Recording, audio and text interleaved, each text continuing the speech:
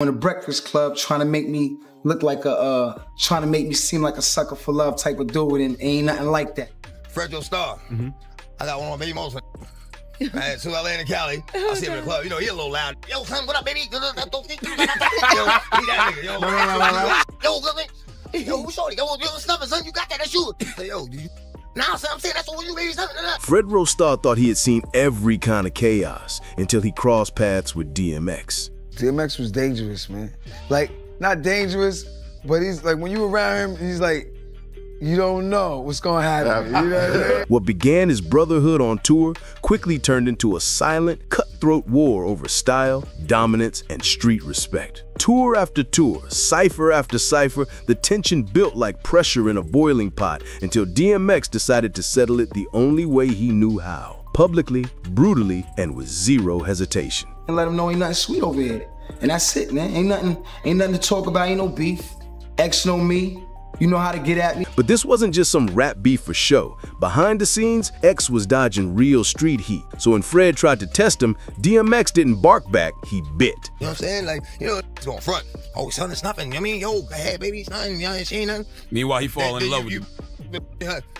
So, yeah, exactly. Let's rewind. When DMX first connected with Onyx, it wasn't through some industry handshake or record label plug. It was through raw proximity, straight from the trenches of New York's mid-90s rap scene. Back then, every MC in the city was trying to prove who had the loudest growl, who could move a room with nothing but their voice and presence. Onyx already owned that vibe. Bald heads, black Timbs, stone faces that never cracked a smile. Their studio sessions were lockdown zones. No outsiders, no soft energy allowed. As Fredro Starr once said, you couldn't just walk into an Onyx session. You had to be thorough. So when a young, hungry DMX from Yonkers stepped into a Jersey basement studio in '95, nobody expected a thing. But the second he started spitting, the air shifted. The whole room froze up like the temperature had dropped 10 degrees. Fred remembered that moment vividly. DMX had that same cold, ferocious intensity Onyx had built their whole identity around. And you had to be thorough to come in the studio type. So who it was just locked down. Who made like it that. in the studio? Who got it in? Nobody. It was just at that point, nobody. Could have been a missing Onyx member. Guys, he could have been a missing. Somebody Onyx told Fredro the L shit. What they said?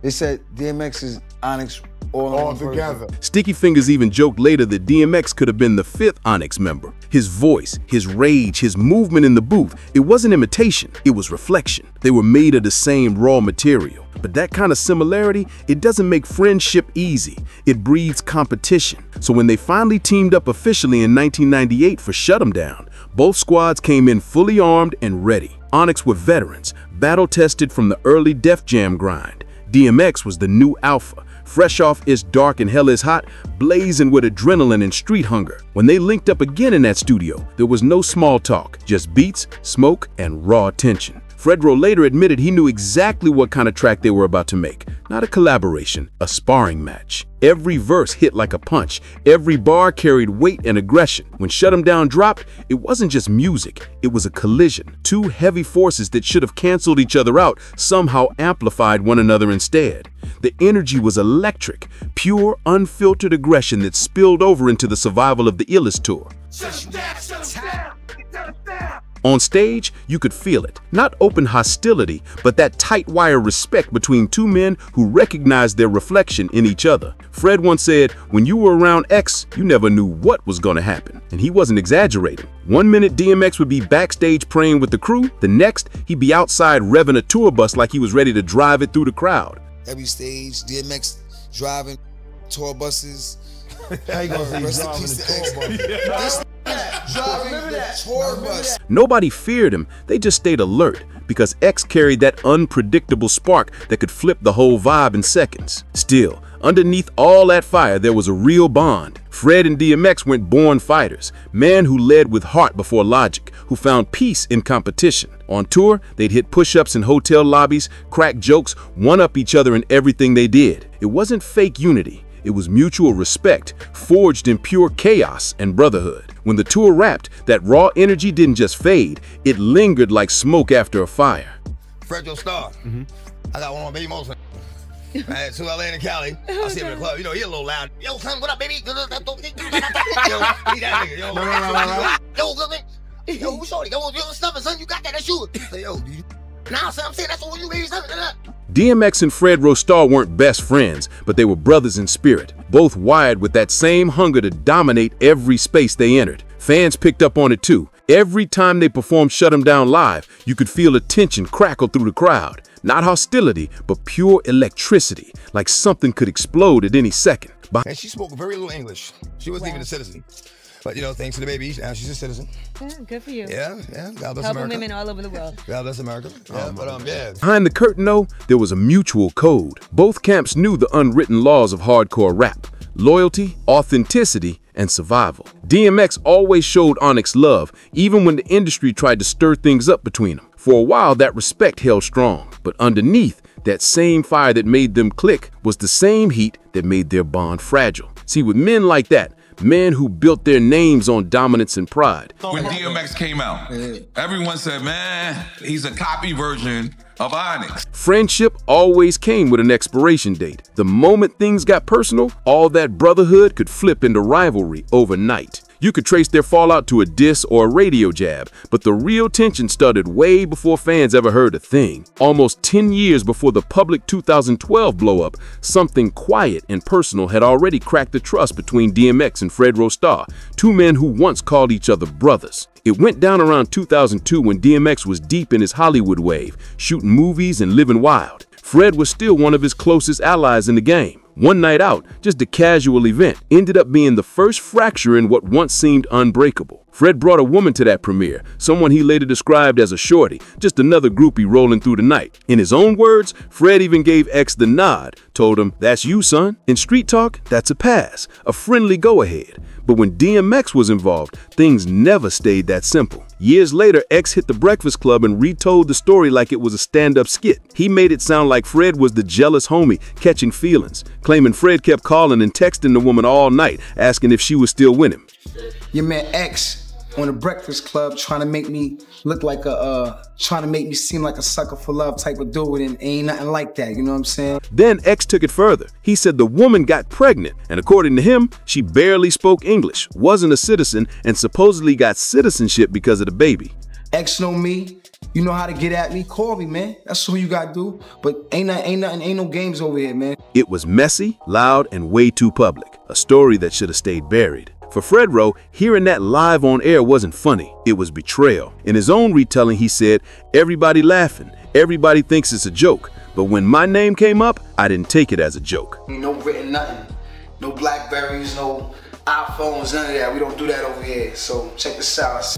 If he ever tried it again, he'd be in of the firing pin. That moment hit deep, not just because it was embarrassing, but because it came from someone he once considered family. Where we going for the real one? Girl, anywhere you want. To understand why this cuss so sharp, you gotta look at DMX's past. He had a history of turning private chaos into public spectacle. A few years before that, he pulled something similar with Monique Wayne, a woman who sued him for paternity in 2004. Instead of staying quiet, X ran to the press and flipped the narrative, claiming she had assaulted him while he was asleep in a hotel room. He even mocked her looks, saying she wasn't attractive enough for him to remember being with her. It was cruel, reckless, and it backfired big time. Wayne sued him for defamation and won. The court hit DMX with a $1.5 million judgment after he failed to show up in court. That ruling made one thing clear: X's habit of airing private drama wasn't just emotional damage, it came with a price tag. By 2012, DMX was still running on pure impulse. No filter, no hesitation, just raw instinct. His appearance on the Breakfast Club wasn't planned or strategic, it was X being X. He thought he was just telling another wild story, but in truth, he was ripping open a wound that never healed. Fred had stayed silent for years, never spoke on it, never used it for clout, never even hinted at it in interviews. But when DMX dropped his name on national radio for laughs, it crossed the one line both men understood: respect. Beneath that personal fallout, though, something deeper had been bubbling for years, an artistic tension that had quietly been waiting to explode. Fred and Sticky had both dropped subtle hints over time, suggesting that DMX's signature growls, barks, and animalistic delivery weren't exactly original. They believe Onyx had done that raw, aggressive sound first, long before X took it mainstream. Sticky even hit social media asking fans, was DMX a copycat or a big dog? On the surface, it sounded like playful banter, but in hip-hop culture, that question carried real weight, because in this game, accusing someone of stealing a style is like calling them fake. It cuts deep. Authenticity is the only real currency that rappers live and die by. And for DMX, authenticity wasn't his act. It was his act. Every bark, every growl, every verse soaked in pain and power, that was who he was. So when people hinted that he borrowed his style from someone else, it wasn't just an insult, it was an attack on his identity. That was the one thing X never tolerated. So when the Breakfast Club story and those Onyx comments started circling at the same time, the situation exploded. This wasn't gossip no more, it was war, both personal and creative. Fred saw the interview as public disrespect to his name, and DMX saw the style talk as disrespect to his soul. It was ironic, really. Two men who shared the same energy, the same fire, now clashing over who sparked it first. Fred's reaction at first was calm but sharp. In an interview, he broke it down. Yo, he tried to make me look like a sucker for love type of dude. That's not me. He using my name to catch laughs. And it ain't funny. Fred didn't deny the story itself. Yeah, there was a woman. Yeah, it was casual. But what cut deep was the disrespect. In their world, there was a clear code. You don't speak on another man's name, his woman, or his pride. Fred's freestyle hit like a warning shot, a lyrical death threat on wax. And even in a genre built on macho energy and aggression, it felt real, too real. Fred later said it wasn't about clout or hype. It wasn't even beef. It was just him saying, don't play with my name. But to outsiders, it looked like an open declaration of war. But DMX though, he didn't flinch, not even a little. No diss track, no mic response, no back and forth. Instead, X did the unexpected. He went straight to TMZ. Yeah, the last place anyone would expect a street legend to clap back from. And that's where he ended the whole thing with one of the coldest dismissals ever caught on camera. When they asked him about Fred's freestyle, the threats, and all that fire and pen talk, X barely blinked. He cracked the grin, looked dead into the camera, and said, I ain't worried about him. He's a midget. He can't even reach my knee. That one line changed everything. The tension in the air vanished, gone. The threats turned into punchlines. The danger in the comedy. DMX had just shrunk a whole street challenge into a size joke, and somehow it worked. But it wasn't really about hype, it was about hierarchy. DMX was sending a clear message. You not on my level, you not even close. And just when the crowd thought it couldn't get any colder, X delivered the knockout punch. He leaned closer and said, all he is a sitcom Moesha gangster. He should stick to being a reality gangster, cause that's all he good for. Boom. That line hit harder than any diss track. Everyone in hip-hop instantly understood the message. See, Fredro Starr wasn't just a rapper. He had a legit acting career. He had done real movies like Clockers, Sunset Park, and even The Wire. But most people still remembered him as Q, Brandy's boyfriend on the 90s sitcom Moesha. The good guy, the smooth talker, the teen heartthrob moms didn't mind seeing on TV.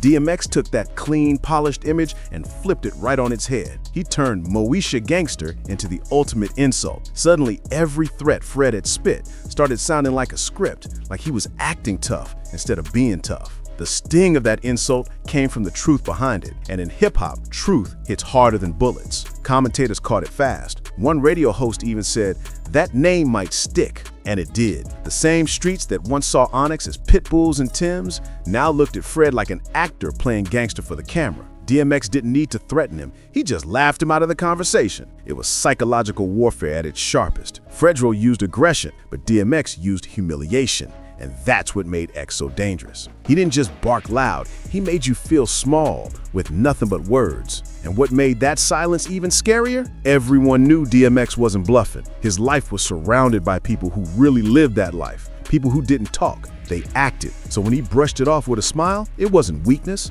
it was dominance, delivered with deadly calm. The kind of men Fredro claimed to be, the ones who talked that street code, DMX actually lived around them, and he never hid from it. Around the same time his exchange with Fred was heating up online, real danger was circling X in the shadows. One story that later came out through court documents claimed that Fat Joe, another heavyweight from New York, had allegedly ordered his crew to confront DMX after a heated verbal clash in Miami. DMX had Fat Joe so angry, according to these documents, that he wanted to see them unalive, and he actually put some effort into this happening. According to the report, the order was simple but deadly. If he acts up, take the hammer, meaning if X resisted, shoot him. No hesitation. The hit never went down only because DMX didn't step outside that night, and that one decision might have saved his life. But that wasn't a rare thing for him. Violence always seemed to hover around his name like smoke that never cleared.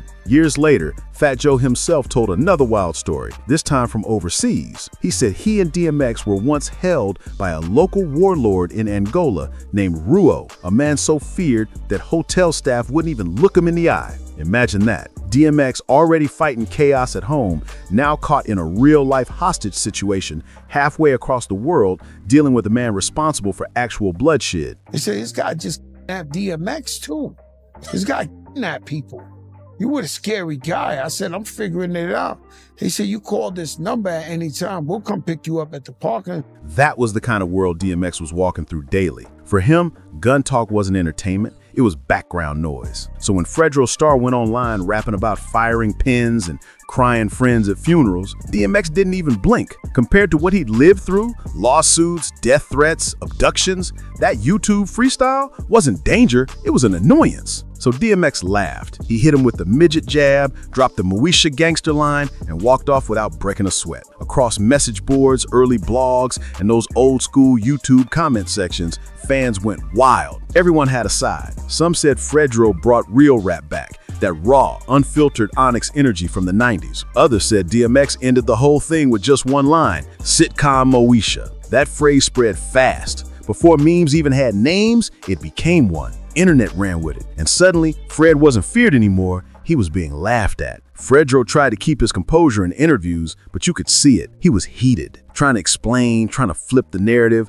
but once you become the punchline, there's no clean way to bounce back. Even the magazines caught wind of it. XXL, The Source, Hip Hop DX, they all ran quick pieces. Most were short, but the tone was clear. DMX wasn't feuding, he was shrugging. One journalist summed it up perfectly. Fredro is dissing for clout, DMX is surviving court cases. And that right there was the real truth behind the whole thing. Fred's anger lived online, stuck in interviews and internet clips. But DMX's chaos, that lived everywhere else. In courtrooms, addiction clinics, and real-life confrontations that could have easily cost him his life. To DMX, rap beef wasn't war, it was noise. The kind of noise he'd already learned to walk through with his head high, scars showing, and demons still chasing. When fans really looked closer, they saw it clear as day. Fredro was acting out a life that DMX was barely surviving. That's why X's silence hit like thunder. He wasn't ignoring Fred because he was scared or too big to respond. He just didn't have time for somebody pretending to live the kind of pain he was drowning in for real.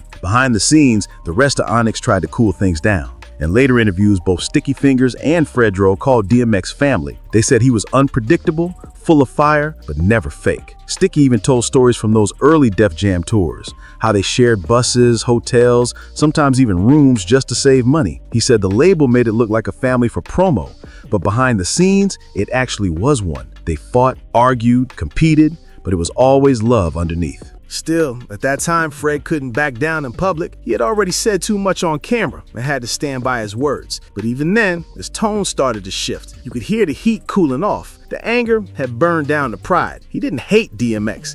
He just didn't want to be disrespected. Later, in an interview, Fred said, "It wasn't beef. It was something I had to check out of respect. We grown men. It's all love." That was in January 2014, about a year and a half after it all exploded. Fredro Starr finally buried the hatchet.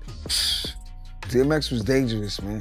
Like, not dangerous, but he's like, when you around him, he's like, you don't know what's gonna happen. You know what I mean? Meanwhile, DMX, he never said Fred's name again, not once, not in the verse, not in an interview, not even in passing. That silence was the final word, the ultimate dismissal. It was like the whole situation never existed, and that silence became part of DMX's legend. Even years later, when Onyx members look back on that wild Def Jam era, you could hear both nostalgia and respect in their voices. Fred still said it best, DMX was dangerous. Not in the evil way, just in that unpredictable, raw way where you never knew what he might do next. You couldn't play chess with someone who didn't follow the same rules. Fred tried to go bar for bar, and DMX responded by walking away. And somehow, walking away made him look even more powerful. By the time the whole thing faded, Fred had moved on. Onyx dropped new music, and DMX's battles turned inward. Addiction, court cases, bankruptcy, probation. The world saw it. X wasn't acting tough for cameras. His life was the fight. Looking back, the irony was cruel. DMX wasn't mocking Fred out of hate. He was exposing that gap between image and experience, between a man performing danger and a man living inside it. Fred's world was Hollywood, sitcoms and stage lights. DMX's world was courtrooms, rehab centers, and survival. That same week, people laughed at the Moesha gangster joke. DMX was paying off millions in court, still dealing with the Monique Wayne judgment, owing nearly $700,000 to the IRS, and battling the addiction that started when someone laced his first blunt at 14. He came back with a blunt rolled up, and as I'm counting the money, he laced the blunt. And I said, I was impressed. I don't really smoke, nigga, at it. And he passed the blunt around, and wow.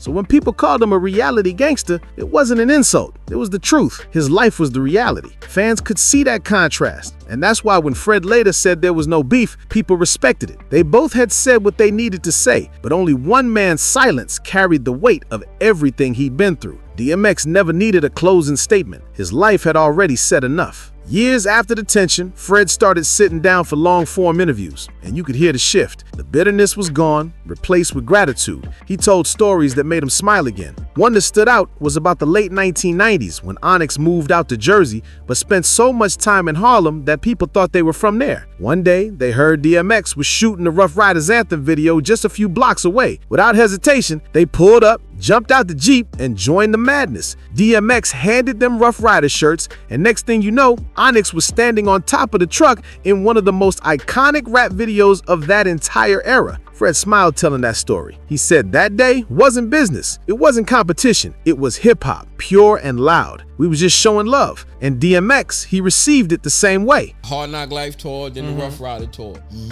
But that one right there, that's the one where I was like, what the fuck is this tour?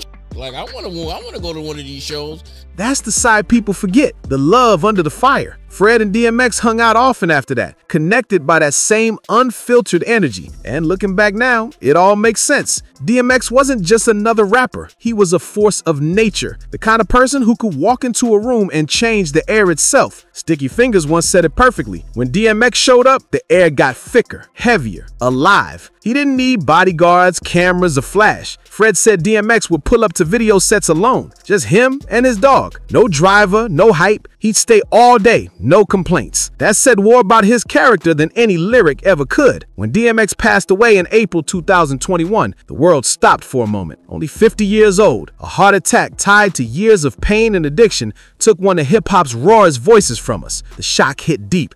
Not just fans, but peers, rivals, and anyone who'd ever felt that same struggle inside. I just feel as though I just lost my brother, you know what I'm saying? So now I'm in this industry right here, and this is a nasty industry, so now I just feel as though I'm just in here by myself. Among the flood of tributes, Fredro Starr released his own, a song titled R.I.P. DMX. It wasn't flashy, it wasn't defensive, it was love, straight from the heart. Fred called X special, saying his pain and his bond with God were unlike anyone else's. Now, when Fred speaks about DMX, you can feel the change. No more jokes, just respect, a quiet understanding that DMX didn't just dominate the game, he lived it, felt it, and paid for it in full. Fred ended one of his last interviews with simple, heavy words. Love is love. This hip-hop thing is a movie, and X-Man, he was one of the realest characters in it. By the end, the rivalry was just background noise. What remained was legacy. Two warriors from the same era who fought the same fight and finally recognized each other as reflections of the same struggle. If you felt this story, don't forget to like, share, comment, and subscribe. Keep the energy alive and keep remembering the legends who lived the music they made.